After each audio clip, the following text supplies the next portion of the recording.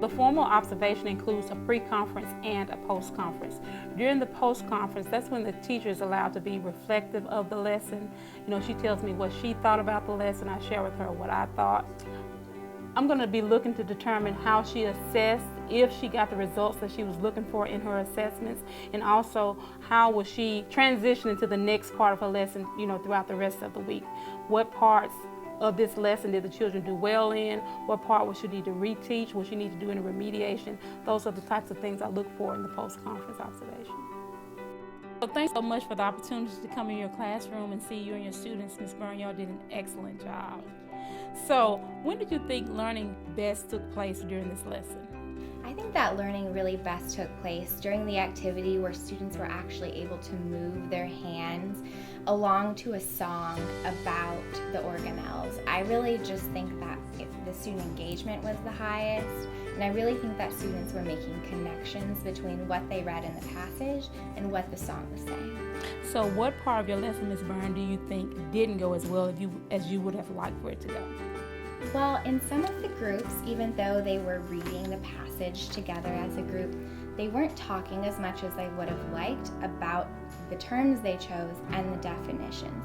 There was some sporadic talking, but I really would have liked some more collaborative speaking going on, where students are really helping each other and comparing their answers.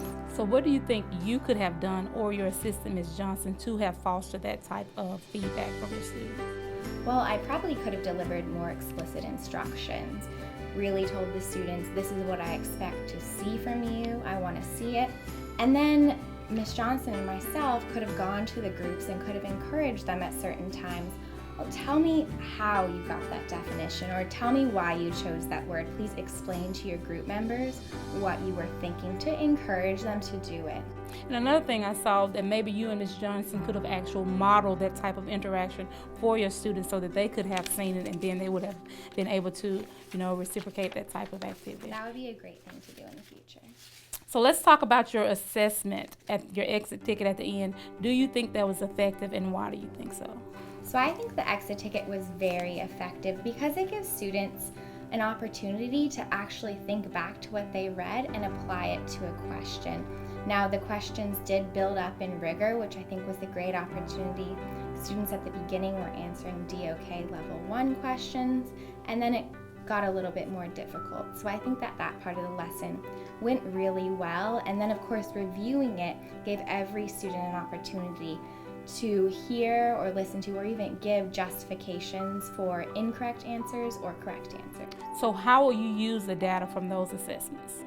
Well, the questions that they didn't do very well on, I'm going to have to bring those up again, because the questions that they didn't do well on, either I did something wrong in my classroom as far as just instruction didn't target the students as they needed to be targeted. So I just need to provide remediation now. That could be, maybe I could use that as a do now question later this week.